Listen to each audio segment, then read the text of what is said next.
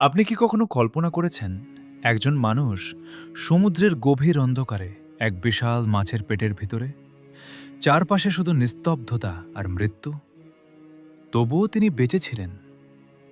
আজ আমরা জানব ইউনুসের সেই অবিশ্বাস্য ঘটনা, যা আমাদের শেখায় জীবনের সবচেয়ে কঠিন সময়েও আল্লাহর রহমত থেকে নিরাশ হওয়া যায় না। হজরত ইউনুস আলাহিসাল্লাম ছিলেন আল্লাহর একজন নবী।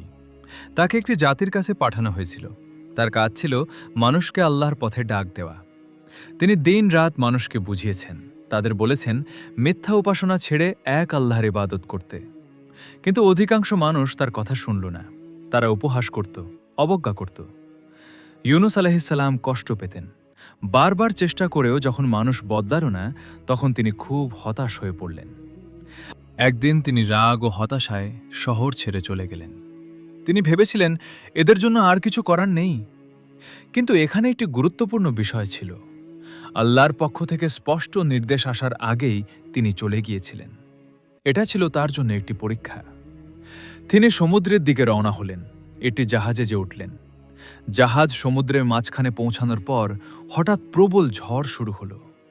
আকাশ কালো হয়ে গেল, ঢেউ বিশাল হয়ে উঠল, জাহাজ ডুবে যাওয়ার উপক্রম হলো। জাহাজের লোকেরা বুঝতে পারল জাহাজ হালকা করতে একজনকে নামাতে হবে। তারা লটারির সিদ্ধান্ত নিল। প্রথমবার লটারিতে উঠল ইউনুস আলাইহিসসালামের নাম। লোকেরা অবাক হল।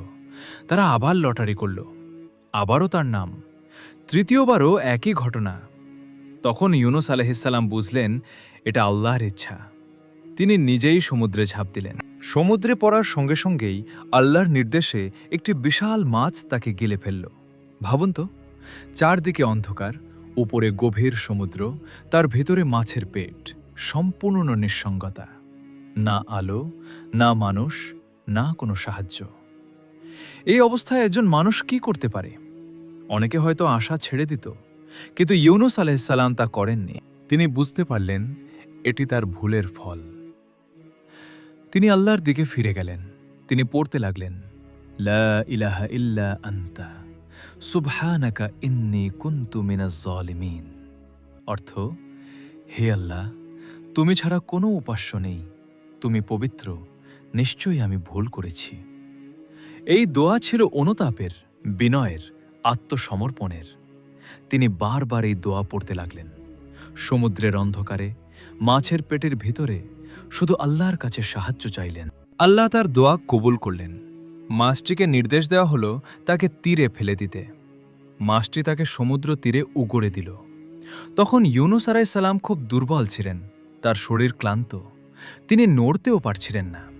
আল্লাহ তার জন্য একটি লাউ গাছ জন্মালেন। গাছের ছায়া তাকে রক্ষা করল। তিনি ধীরে ধীরে সুস্থ হলেন। সুস্থ হওয়ার পর আল্লাহ তাকে আবার তার জাতির কাছে পাঠালেন। এবার আশ্চর্য ঘটনা ঘটল। যে মানুষগুলো আগে তার কথা শোনেনি, তারা সবাই ঈমান গ্রহণ করল। ইউনুসের ধৈর্য, অনুতাপ এবং আল্লাহর রহমত সবকিছু বদলে দিল। এই ঘটনা আমাদের কয়েকটি বড় শিক্ষা দেয়। প্রথমত, ভুল করলে আল্লাহর কাছে ফিরে যেতে হবে। দ্বিতীয়ত, কোনো অবস্থাতেই আশা হারানো যাবে না। তৃতীয়ত, দোয়ার শক্তি অসীম। আপনি যত বড় সমস্যাতেই থাকুন না কেন, আল্লাহ চাইলে মুহূর্তেই পরিস্থিতি বদলে দিতে পারেন। আজ যদি আপনি কোনো কষ্টে থাকেন, হতাশ হবেন না। মনে রাখুন, মাছের পেটের অন্ধকার থেকেও আল্লাহ তার বান্দাকে মুক্তি দিয়েছেন। চলুন আমরা সবাই সেই দোয়াটি পড়ি, লা ইলাহা ইল্লা আনতা সুবহানাকা ইন্নী কুনতু মিনাজ জালিমিন।